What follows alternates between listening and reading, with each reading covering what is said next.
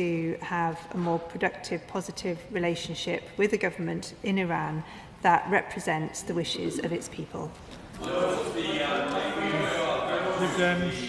And our thanks to the security services for... Bench is next. I agree with all those who have condemned the killing of innocent protesters in Iran. But, my Lord, will the Minister agree with me that the Iranian nation is a very resilient nation? What we have seen, Iranian public know how to change their governments. We saw the end of the King of Iran's time when the protesters were on the roads in their tens of thousands, and at the end they forced the king to leave the country.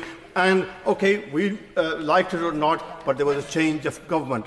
And similarly, now when the people of Iran think they've got enough of this regime and they want to change, they're capable of changing the government of their own, and they do not need external invasion or a change of regime plans to be practiced in their country.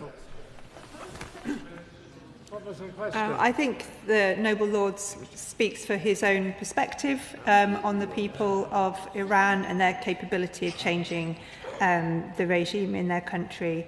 All I would say is that I think much has changed in the decades since the events which he alludes to, and I do hope that the people of Iran are able to bring about, for their own voice and their own protests and the things that they are able to do themselves, to bring about a government that represents them so that